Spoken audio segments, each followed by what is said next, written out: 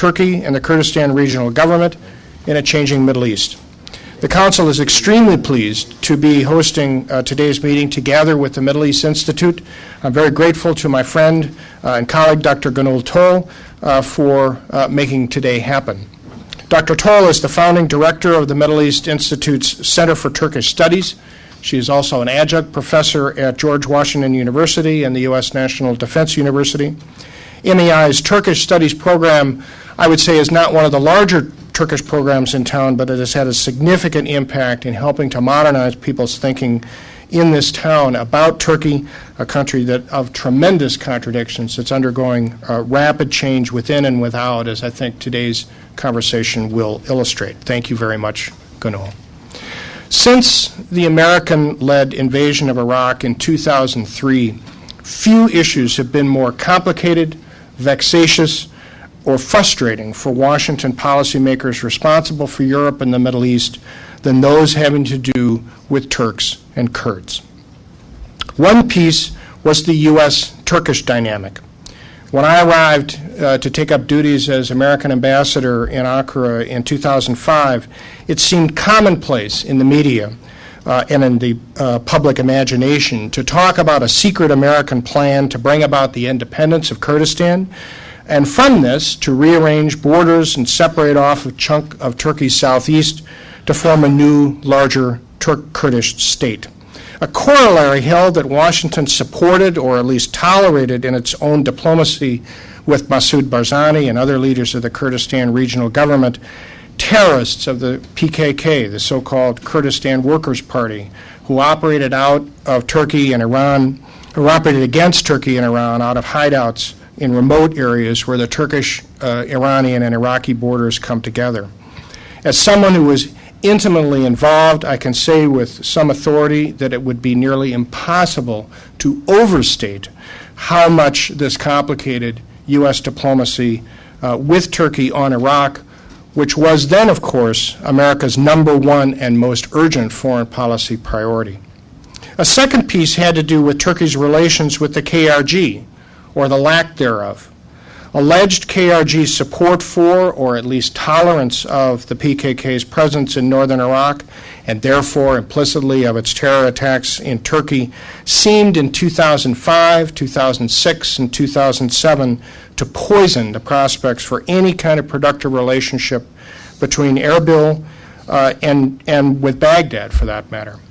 Despite the presence of hundreds of Turkish troops in northern Iraq, pursuant to a Saddam Hussein-era set of agreements between Baghdad and Ankara, the official dialogue was nearly zero. Turkey's ambassador did not, and as far as I know, could not even go to Erbil during this period. In the context of a remarkably limited February 2008 land incursion against the PKK in northern Iraq, Turkish and Peshmerga forces came much closer to blows than anyone in this town wanted to see as we thought about where Iraq was headed and where we wanted it to be headed. A third piece concerned Turkey's own ethnic Kurdish issues, which in turn have two parts. The history of Turks and Kurds in the modern republic going back to the 1930s was difficult and certainly not necessarily a pretty one. Concentrated in the country's marginalized southeast, Turkey's Kurdish population was or found itself in many respects marginalized from the country's political, economic, and social mainstream. For a time, it was marginalized in the vocabulary, too, the euphemism Mountain Turks being the most infamous example. And this wasn't just history. During my years in Turkey, people were hauled before prosecutors for giving political speeches in Kurdish to their ethnic Kurdish constituencies, or more notably for me, displaying the letter W, whose absence from the Turkish but not Kurdish alphabets made this, in some eyes at least, a dangerous political act. The PKK exploited and fanned the sense of alienation that some Kurds felt. Its leaders promoted the organization through separatist and Marxist-Leninist messages of empowerment for downtrodden Kurds and through violent and brutal intimidation, or worse, against all those Turks, Kurds in Turkey, Kurds in Iraq, and elsewhere who stood in their way.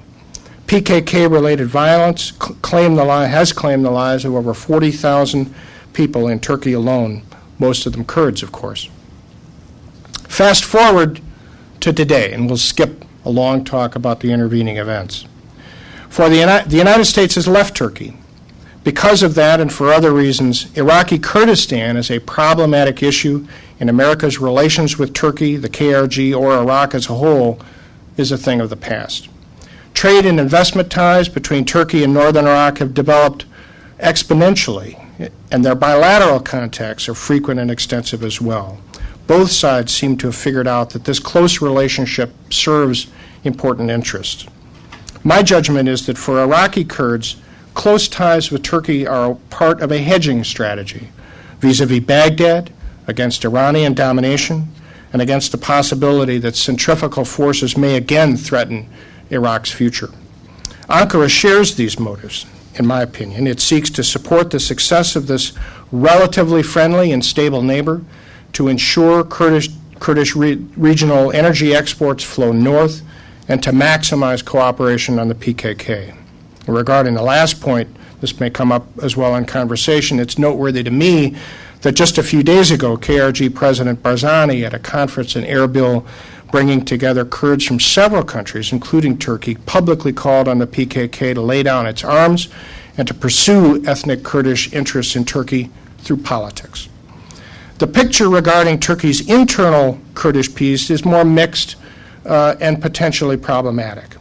Millions of ethnic Kurds have left the southeast and now reside in Istanbul, Ankara, Mersin, Adana, and other large cities. This has made, in my opinion, the Kurdish issue a much more nationwide matter than perhaps was the case in the 1980s or 1990s. And it has also put people geographically in the line of economic growth and development that ought to be helpful over time. The authorities have taken liberalizing steps that were unimaginable just a few years ago, including television and radio broadcasting in Kurdish, the teaching of it at schools and universities, and an end to the ban on political campaigning in Kurdish. Politically, the issues are not resolved, however.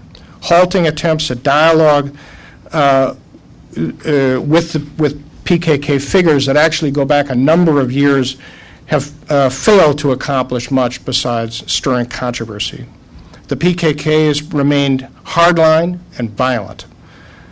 Turkish authorities have taken their own hard line. These and other developments have kept tensions high. Today's event will examine these matters within Turkey, the details and motives, I hope, of relations between Turkey and the KRG, and related issues as they're playing out both on their own terms and against the backdrop of the Arab awakening and other dramatic events in the Middle East. To elaborate a little bit for us on that regional context and to introduce our guests, I'm pleased to welcome my partner in today's event, Dr. Gönül Tuğ.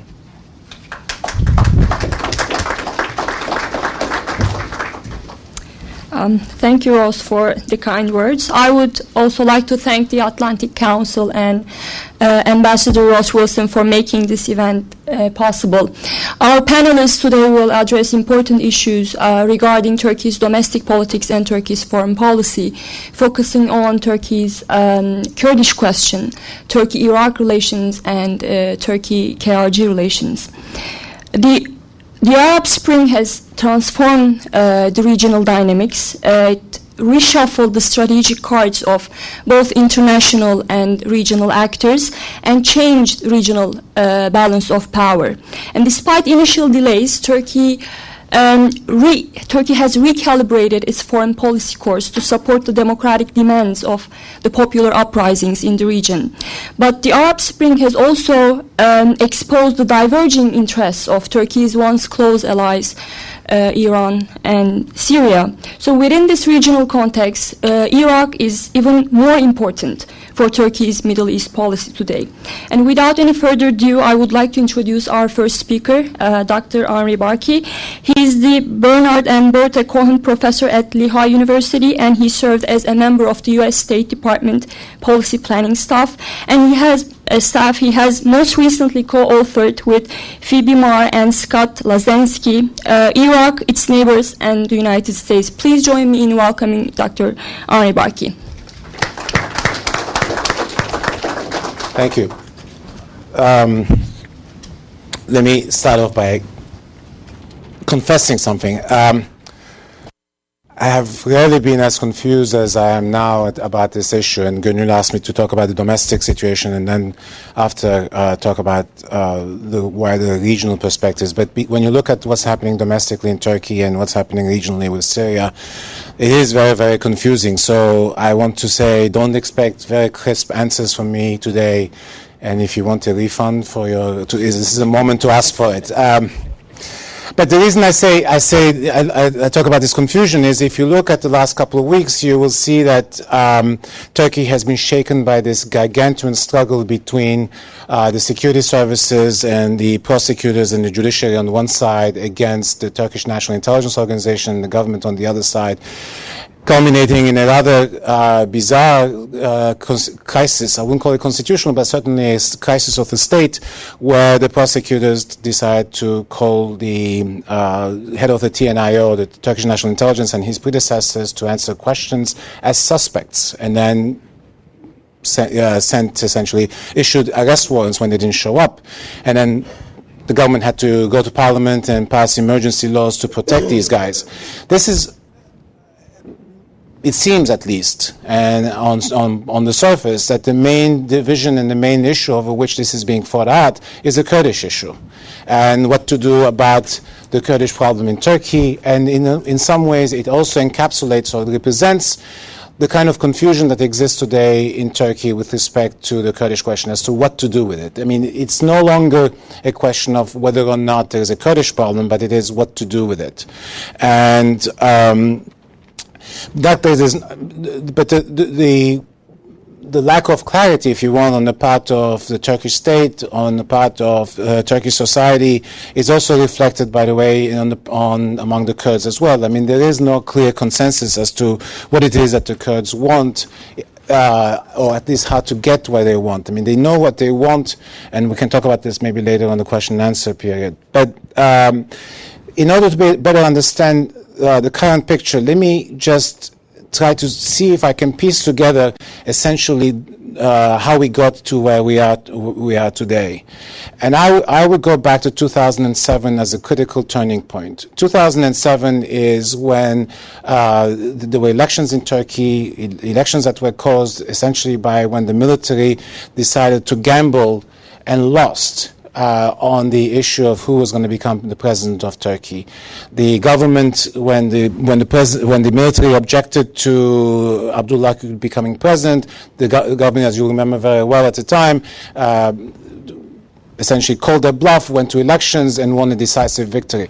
That victory by the government was a victory against the military. And from that point onwards, you see essentially the change in the balance of power in Turkey between the military and the civilians. The military, which until then had much say both in terms of foreign security and domestic security policy and other ideological issues in Turkey, started to lose ground. And of course then came the famous Ergenekon investigations that further undermined the role of the military.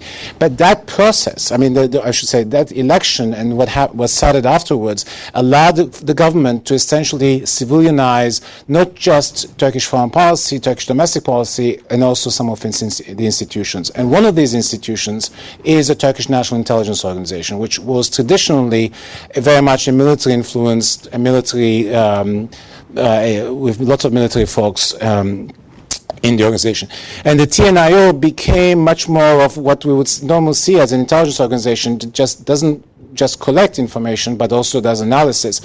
And you see an evolution in the TNIO's thinking, so much so that about 4 or 5 years ago, the former head of the TNIO comes up with an analysis that very starkly says, unless Turkey democratizes by the end of the second quarter of this new century, it will face there's very serious possibility of a division along Turkish-Kurdish lines and the division of the country. This is in many ways is the wake-up call. But when you look also at foreign policy, what happens after 2007 is the Turkish government initiates a new relationship with the Kurdistan Regional Government, something it couldn't do before because the military and the president of Turkey prevented them from doing. And that relationship, which is, as Ambassador Wilson said, it was for the Kurds was a